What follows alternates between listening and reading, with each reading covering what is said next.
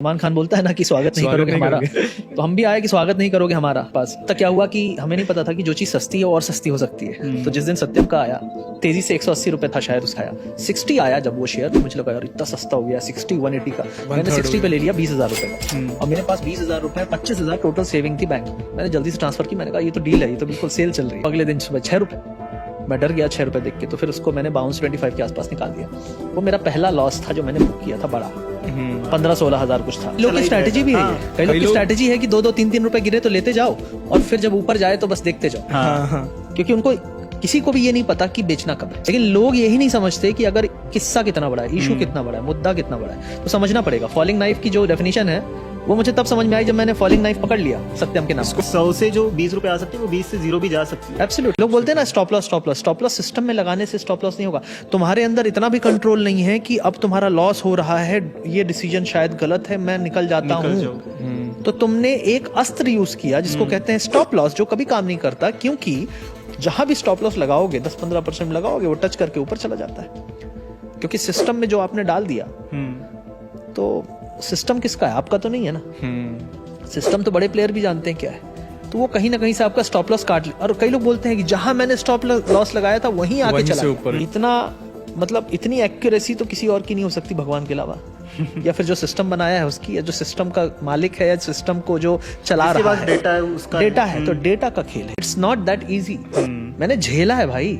मैंने एक दिन 2016, 17, 18 मैंने अपनी दुकान 18 के आसपास बंद की है, जब मेरी ट्रेडिंग थोड़ी सी सुधरने लगी। उस टाइम पे फिर जब मेरी जॉब लग गई थी ना, तब भी मैं डेट में था, और मेरी सैलरी आती थी 1,05,000 या 1,08,000, और उसमें से 85,000 EMI प्लस 10,000 रेंट, और बाकी में मैंने 1.5 साल काटे हैं। सिर्फ 10,000 में बैंगलोर में मैंने 1.5 साल काटे हैं। स्कूटी मैंने खरीदी सेकेंड हैंड 2019 में खरीदी।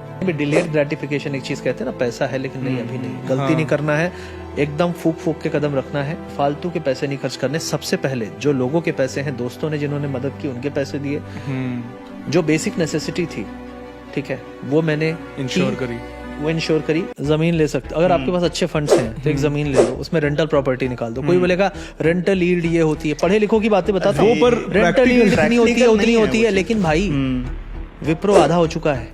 क्या बात कर रहे हो? मतलब लिटरली जमीन गिरी क्या? फ्लैट भी नहीं गिरा होगा, और रेंट तो आ रहा है ना हर महीने। ब्लू चिप है, ब्लूएस्ट ऑफ ब्लू चिप, जिस पे भरोसा आंख बंद कर, वो भी गिर गए 50-60%। 60% किसी के 100 करोड़ की अगर चीज गिर जाए तो वो बचती कितनी है यार? 40 करोड़। अच्छा, इसमें और एक रहता है कि यार गिर गए पर भाग जाएंगे, गिर गए हैं, पर उस गिरने के बाद जो लॉस दिखा रहा है, वहां पे जो इंसान सफर कर रहा है ना, कि वो लॉस देख के वो होल्ड करने की ताकत नहीं रह जाती है। वो क्विट करेगा एकदम बॉटम पे, एकदम नीचे लेवल पे बोलेगा अब मैं नहीं सह पाऊंगा ये। वो पूरी गिरावट झेल लेगा, पर लास्ट पॉइंट नहीं झेलेगा, क्योंकि last is always brutal. Last phase of selling is always brutal. वो नहीं झेल पाते सब लोग। कहते हैं कि जब डाउन ट्रेंड शुरू होता है उसके पहले एक नेक लाइन होती है, ठीक है, किसी भी ट्रेंड की एक नेक लाइन होती है जहां से सपोर्ट लास्ट। जैसे विप्रो में मैं एग्जांपल दूं, 530 के आसपास लेवल था, मुझे याद है, क्योंकि उस टाइम पे हमने चीख के बोला था अगर निकलना है तो अभी निकल जाओ, वरना 5 साल मत रोना बैठ के, 5 साल तक होल्ड कर लेना। फिर हमने IT में पूरे सेक्टर में ही कहा था कि जिस तरीके से ऊपर गया है निकल जाओ, 5-10% ऊपर का मिस हो जाएगा, इसमें घुसना ही कम से कम 20-25% नीचे। सेम मैंने PSU बैंकिंग का कहा था, बड़ा हंसी उड़ाई थी लोगों ने। 4500 इसका वो इंडेक्स चल रहा था, वहां से और गया 100-200 ऊपर, पॉइंट 44 से 4600 गया PSU बैंकिंग इंडेक्स। मैंने कहा PSU बैंकिंग इंडेक्स कम से कम 25% गिरेगा, इंडेक्स गिरेगा, स्टॉक का तो नहीं पता, और ही गिरेंगे। वहां से हुआ, रीजन क्या था? कुछ और था, लेकिन गिरा। पॉइंट इसकी जब भी ऐसा यूफोरिया फेज आएगा ना, आपको अंदेशा हो जाएगा, क्योंकि आप मार्केट में इतने साल से हो, लेकिन लोग आपकी बात नहीं मानेंगे, क्योंकि उस टाइम इतना मजा आ रहा होगा उनको ना, बस वो मजा लेते रह जाते हैं। जो नए इन्फ्लुएंसर्स आए हैं, उनका ये बहुत कहना है कि FD में तो इंटरेस्ट है नहीं, रियल एस्टेट में तो आप जाने का कोई फायदा है नहीं, इक्विटी फॉरएवर 100% इक्विटी। 100% इक्विटी में जाओ। कितना खतरनाक हो सकता है ये, मतलब सोचते भी नहीं है बात करने से। बुक ज्यादा पढ़ लिए हैं वॉरेन बफेट की, और इसीलिए थोड़ा सा रिएक्शन है, केमिकल लोचा है।